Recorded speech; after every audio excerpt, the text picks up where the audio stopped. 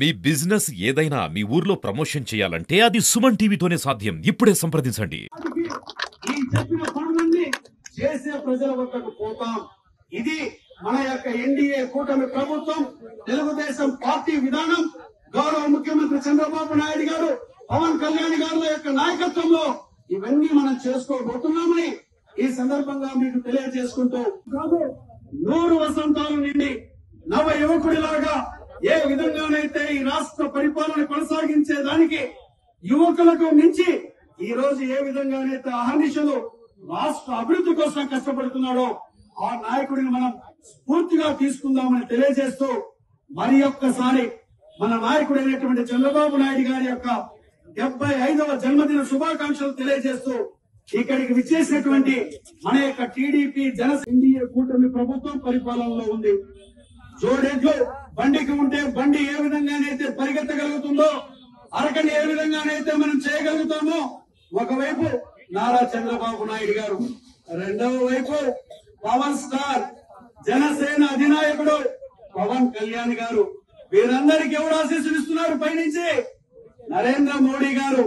ఈ రోజు పవన్ కళ్యాణ్ గారు కూడా ఈ రాష్ట్ర అభివృద్ధి కాంక్షించి చంద్రబాబు నాయుడు గారు తీసుకుంటున్నటువంటి ప్రతి నిర్ణయాన్ని సంపూర్ణ సహాయ సహకారాలు అందిస్తూ ఈ రోజు అభివృద్ధి వైపు రాష్ట్రాన్ని కొత్త పుంతలు తెక్కించేదానికి పవన్ కళ్యాణ్ గారు, జనసేన పార్టీ కూడా వారి సహాయాన్ని పూర్తిగా ఇస్తున్నారనేటువంటి విషయాన్ని ఈ సందర్భంగా తెలియజేస్తా ఉన్నాం.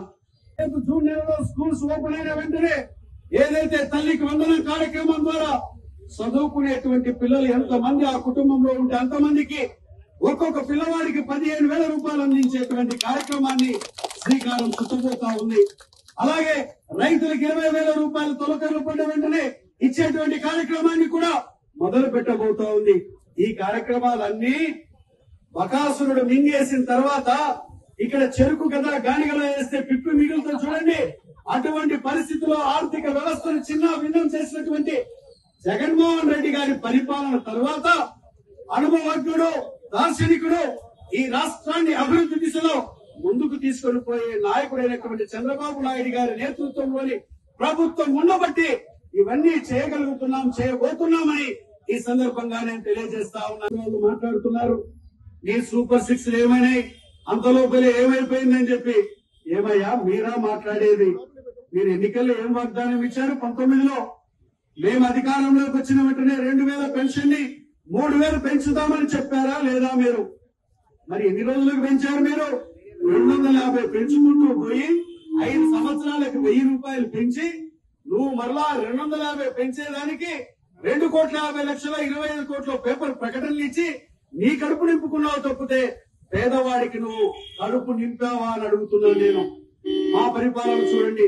అధికారంలోకి వచ్చిన వెంటనే 3,000 రూపాయల పెన్షన్ ని 4,000, ఏదైతే దివ్యాంగులు ఉంటారో 3,000 పెన్షన్ 6,000, ఇంకా ముందుకు పోయి 3,000 పెన్షన్ ని 10,000, 5,000 పెన్షన్ ని 10,000, 15,000 అందించి నేనున్నాను మీకంటూ ఈ రోజు మన ఎన్డీఏ కూటమి ప్రభుత్వం, ముఖ్యమంత్రి చంద్రబాబు నాయుడు గారు ఉన్నారని తెలియజేస్తా. రోజు నేను చక్కటి హాస్పిటల్, మనకి 50 బెడ్ల హాస్పిటల్ ఉంటే 100 పడకల హాస్పిటల్ గా అప్గ్రేడేషన్ చేయించింది ఆనాడు తెలుగుదేశం ప్రభుత్వంలో నేను శాసనసభ్యుడిగా ఉన్నప్పుడు ఆనాడు నేను చేయించడం జరిగింది.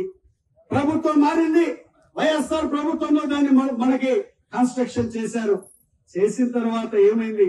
2024 ఎన్నికల్లో నేను శాసనసభ్యుడిని అయిన తర్వాత హాస్పిటల్ కి పోయి పరిశీలన చేస్తే సిమెంట్ తో వేసినటువంటి కాంక్రీటు, పైన వేసినటువంటి ఇలావు గోర్లతో చేతులతో అంటే పోతుందా? అది ఇట్టి కంటే లేచిపోతా ఉంది. ఏందయ్యా అంటే ఇంతే వైఎస్ఆర్ ప్రభుత్వంలో మేము వేసే సిమెంట్, మేము వేసే పని ఇదని చెప్తా ఉన్నారు. అప్పుడు అరిచి హాస్పిటల్లో ప్రతిదీ పరిశుభ్రంగా పేద వర్గాల ఆరోగ్యం పట్ల శ్రద్ధ చూపే తెలుగుదేశం ప్రభుత్వంలో, ఎన్డీఏ కూటమి ప్రభుత్వంలో, చంద్రబాబు నాయుడు గారి నేతృత్వంలో ఈ రోజు ఎంత అభివృద్ధి జరుగుతుందో ఒక్కసారి మీరు హాస్పిటల్ పర్యవేక్షించండి. రోడ్లు వేసాం, కాంపౌండ్ కట్టిస్తున్నాం, 100 పడకల ఆసుపత్రికి ఆ రోజు లేకపోతే కొత్త బిల్డింగ్లు కట్టిస్తున్నాం. పేదవాడు ఏ టెస్టులు చేయించుకోవాలన్నా కూడా ఉచితంగా అక్కడ చేసే విధంగా ల్యాబులు కూడా ఓపెన్ చేస్తున్నాం. అలాగే కిడ్నీ బాధితులు ఎవరైతే ఉంటారో వారికి రక్త మార్పుకు చేసుకోవాలంటే అక్కడే చేసుకునే విధంగా శాసనసభ్యుడు అయిన తర్వాత నేను ఓపెన్ చేశాను. ఇన్ని రకాల కార్యక్రమాలని ఆరోగ్యానికి ఈ రోజు ప్రాధాన్యత ఇచ్చేటువంటి ప్రభుత్వం ఎన్డీఏ కూటమి ప్రభుత్వం ఉండబట్టి ఇది సాధ్యం అవుతుందని నేను తెలియజేస్తా